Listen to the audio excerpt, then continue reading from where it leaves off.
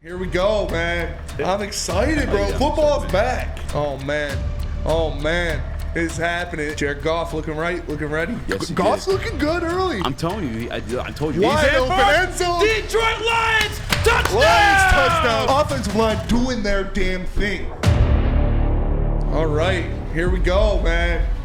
You guys excited? I'm excited, bro. Yeah, Football's I'm back. Me too. Dan Campbell, the man himself.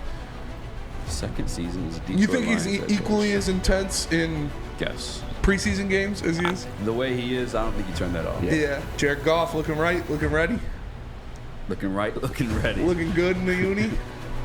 Damn, baby, take me out to dinner. Giving the thumbs up. Getting Ready to hype go. with the boys, dabbing up the coaches. Him and Ben Johnson sharing a little love. Lions will be receiving the first half kickoff. Trinity Benson. Yeah, back they got there. Trinity Benson back there ready to take it. Pause.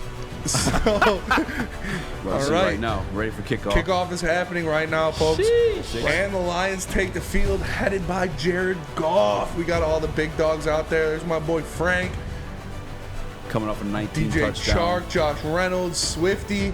Oh man, it's happening. In the Honolulu Blues, they got Big Deck, they got Penny Sewell, they got Big V. No matter where you are, there is a Planet Fitness nearby. First down, Jamal Williams. There's nothing your project can throw you that Alta can't handle. Just like Amon-Ra, St. Brown just handled somebody's corner and shoved a stiff arm in his face. Jared Goff takes the handoff, Fake fakes it to handoff. Swift, Little play action. over the middle. Great ball to Amon-Ra for a Oh. catch and a gain of about 15. Beautiful ball. Yes, sir. Beautiful catch. Amon-Ra Shrugs took a off the shot hit. there. Took the shot, but he took it like a champ. Yes, sir.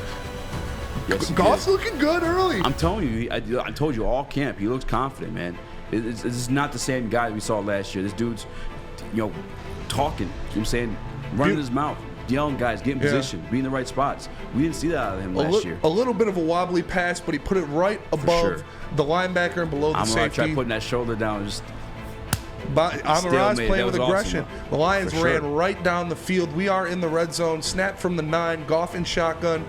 Hands it off to DeAndre Swift. Wide open end zone. Detroit Lions touchdown! Lions touchdown. Let's DeAndre go! Swift. Offensive line doing their damn thing. That is an impressive first drive of the preseason for the Detroit Lions. Easy, what were your takeaways? That offensive line. Yeah. The entire drive. Give me your hard-hitting takeaways from that first drive from Detroit Lions offensive starters and defense too. First drive for the offense looked great. Obviously, we talked about it already that offensive line looked dominant. They were out there moving people around, giving Goff a lot of time, all the time he really needed to get the passes off. We saw the running backs making big plays. We saw Jamal Williams make a great run up the middle, helped by that offensive line. We saw DeAndre Swift break off a nice run before he eventually ran it into the end zone. But a big thing was the confidence level of Jared Goff. Like you alluded to, he is looking a lot more confident this year. He made a couple of nice throws. He threaded one between the linebacker and the safety to Amon-Ra for a big gain. He hit Brock Wright on, it was a wide open pass, but he still delivered it to him right in the chest Who made the for a read? big gain. So very good to see Jared Goff making reads like that, making throws like that, and the offensive line looked phenomenal. 100%. Like I'm pegging the nickname right now. Pegging. The people movers. The offensive line, let's title it now the people movers. If this unit is healthy, I mean, I'm not going to tell you that the Atlanta Falcons defense is world beaters by any means, but when you see an offensive line like that, when you want to dominate something like that, you don't want to see them struggle, have any type of issue with a defensive line that you don't have respect or in that manner for. That offensive line looked phenomenal. And Jared Goff, as you said, the confidence in him, man. Oh, man, I love to see it. Chirping out there, yelling at guys getting spots. And, you did not see that out of him last year. That's the one thing we were not concerned about heading into the season is the offense because he does have so many weapons. Last year, he did look horrible, but let's be real about it. He didn't have a lot to work with, along with the injuries on that offensive line. Big fan of Jared Goff in this offense. As we said, 3 of 4, 47 yards. DeAndre Swift, 4 carries, 20 yards, 1 touchdown, averaging 5 yards per carry because of those people movers. But that defense, not the same type of reception from us, Spinny. The defense was another story. We saw Aiden Hutchinson make a big play where he swam past the tackle, made the stop in the backfield. We saw Aiden Hutchinson moving to 3 different positions in 3 different snaps. So that's what you like to see. But they were getting gashed in the run game right up the middle. We saw linebackers missing assignments, filling the wrong holes, and the running back taking it off the backside for a couple plays in the row right down the field. Not a lot of pressure on Mariota when he did go back to throw, so that is tough.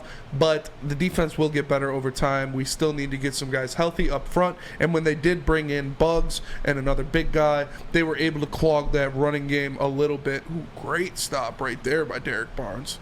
But very impressive. Don't wave your hand at me, bitch. I'll talk about what I want. Happy for Derek Barnes to make that stop in the backfield right there, coming up and making the play. Bitch. But that starting defense did not look great.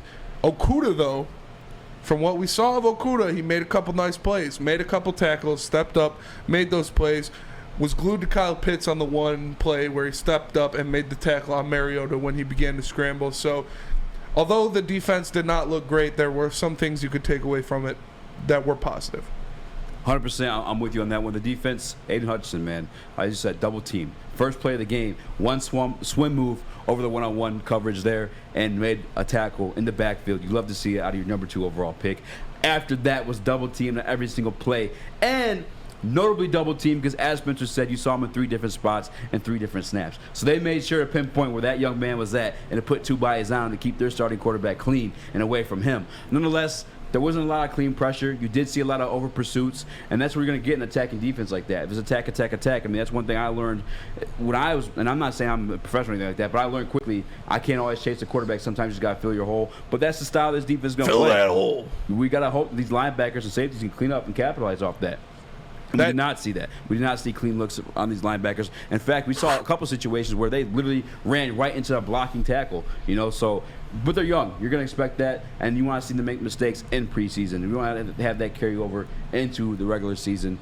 And I'm going to remain hopeful because this is a preseason game, but that's the one concerns and one question marks we did have on this defense was that linebacking core in the secondary. And I will say this, the little bit of pressure they did get on Mariota with the blitzes. I saw Derek Barnes on one. We saw a couple secondary blitzes. I mean, Marcus Mariota is a mobile quarterback. He has the ability to escape and make that look like it wasn't a success. But if it were an immobile guy, probably get you a little hurry there or maybe even a quarterback hit or sack. For sure.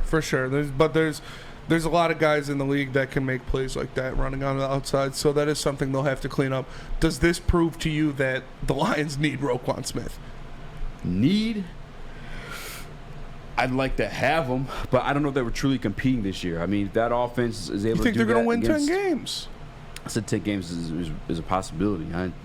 My official thing that I put on wax was 9 wins for us, but Roquan, I'm just not down with paying a linebacker $20 million. I mean, you bring in Roquan to a 9-win team, that makes you an 11-win team. That puts you in the playoff hunt. I mean, that's fine, man. I'm not down with paying him $20 million unless we have a guy ready to supplant Jared Goff. I'm assuming. I never looked into the reports as to why he wanted to be traded. I'm assuming part of it's the Bears are going to be shit, and 2, he wants a new contract. And looking at the top tier contracts for the top tier linebackers in the NFL right now, starting with our guy Darius Leonard, changed his name Shaquille Leonard at $19 million. If the market's being reset, it's going to be over that $19 million. I'm just not down with paying a middle linebacker $20 million. I like Roquan Smith. He's an amazing player, but after you saw the way our defense just got gashed by running backs, you wouldn't invest in a linebacker like that? If we had a quarterback that we weren't paying $30 million, yes, absolutely. If we had a rookie quarterback only paying $7 million, then we could afford to pay Roquan Smith. But right now, no. As you see, that defense has plenty of holes in it. With that $20 million, you probably pluck a couple of guys that could do it, and we have another draft coming up next year. If getting Roquan Smith costs you, let's say, Okudah, Hawkinson, and Jamal Williams, would you do it? Like salary wise. I mean, I guess. It's a weird question to ask. What do you mean, like, if trading those guys? Because those are 3 guys you wouldn't be able to pay if you pay Roquan Smith that kind of money. You said Okudah? Okudah, you would cut him. All right. Get that $10 million off the books. All right. Hawkinson, cut him, get that, or not re-sign him, get that $15 million or whatever he's going to go for off the books, and Jamal Williams. move on from him. That's another what I don't know how much he makes. I'm assuming close to $10 million a year. No, Jamal's really low actually. What 6'7"? I think he's even lower than that, to be honest with you. I guess, yeah. Sounds crazy to say. Football's a team sport. You want more guys than less guys, but Roquan Smith is pretty $6 damn million good. a year. But cap hit of 4.625 for Jamal, Yeah. not a lot. But I don't know, man. There's your clip, Justin. There you go. Reaction to Detroit Lions first team offensive, defensive drives. Because we'll jump back in the calling this game play-by-plays.